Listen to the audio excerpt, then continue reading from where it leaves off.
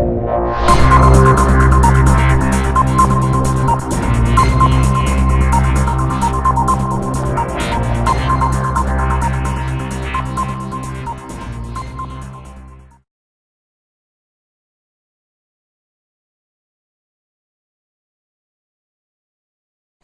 this is Judith Swigart, Superintendent of Schools here at Greater Latrobe. It is the first Monday after the changing of the clocks, so we're definitely into fall-winter. Hopefully we don't have too bad of a winter, but unfortunately today LES was closed because of some boiler issues, but hopefully this is a one-time occurrence and we won't have to be dealing with this again. But besides all of that, just wanted to update everyone on two things that are certainly going on at Greater Latrobe, but also across the state. And the first is the adoption of the core standards here in Pennsylvania. As you probably read or are familiar with, last spring the representatives of the House and the Senate in Pennsylvania put on hold the adoption of the Common Core, as they were called then, because of some questions that various people had regarding the adoption of these. The Common Core standards, as they are called back then, were adopted in Pennsylvania in 2009. This has been something that has been long-standing, but I think when it became public, people had questions. Just recently, beginning of the school year, end of August, beginning of September, they were again officially adopted by the state of Pennsylvania with a few revisions. Not really any that were changed the actual standards, but I think there was more clarification as to what they were. So Greater Latrobe obviously is moving forward with implementing the core, which is what they're called now. They changed it from the Common Core to the core standards here in Pennsylvania. That was one of the changes.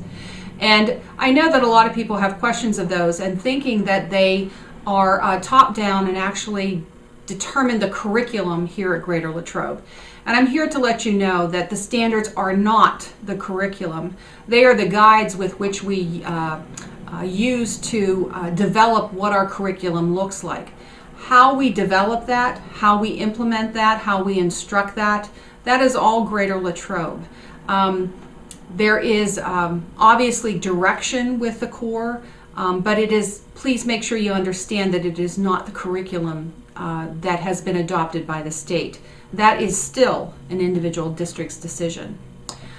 Secondly, I'd like to talk about school performance profile.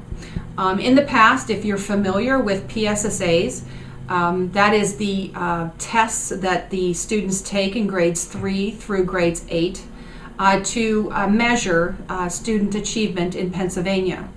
And in the past, we have always received a score called Annual Yearly Progress, AYP.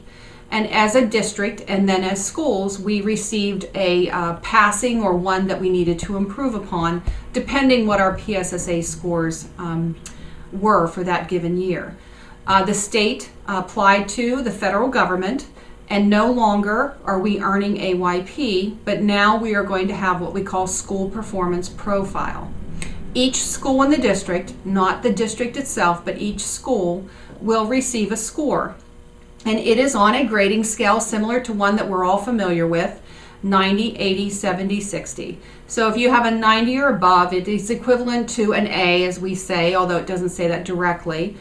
You can get greater than 100, and then 80 to 89, and so on. You actually get a physical number. And what that number means, and it's evaluated on a 100-point scale, and if I'm grade 11, the senior high school, what I'm evaluated on is different than what I might be evaluated on at Bagley, Latrobe Elementary, or Mountain View, because they're elementary schools. Student achievement is obviously a huge piece of this. 40 points are student achievement on an annual basis, such as your PSSAs, or in the high school, the Keystones. Another 40 points is what we call PVOS. Education is great at little acronyms, and all PVOS is value added assessment, meaning that did every student in your building grow at least 1 year educationally? And when you think about it, that's a real important piece for a school district, because obviously every student who comes into us the end of August, beginning of September, when they leave us in June, we want to have had an impact on them on student achievement. Obviously, the PSSA test does that. It measures student achievement, but it doesn't measure growth.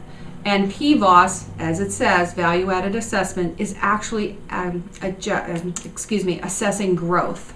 So that's another 40 points. So that's 80 out of 100. The other 20 points are different depending on the level. For instance, at the high school, it's how many students take the PSATs, which is a test that determines eligibility and success in college. Graduation rate is something that is assessed and added points. At the elementary buildings, it's promotion rate. How many students are retained or moved forward? That's a percent that's added to your score. All of those kind of things add up to your school performance profile. Again, every school will get one. It was released in October, and if you're interested in looking at Greater Latrobe's, all you have to do is go to any internet search and type in School Performance Profile Pennsylvania, and it'll guide you right to the site. Eventually, you'll be able to compare districts across the state. So if you wanted to look up one of our elementaries and do a comparison with others across the state that are equal or about the same size, you could do that. It's really a great tool to evaluate where Greater Latrobe is in comparison to other districts who are similar to Greater Latrobe. So those are two things, the core and the school performance profile. Again, we welcome anybody to call who has questions or concerns or just wants to make comments. We would welcome that. Our next school board meeting is Tuesday, November 19th. We only have one meeting this month in November. If you can't attend, you can certainly watch the meeting on YouTube. Thank you very much.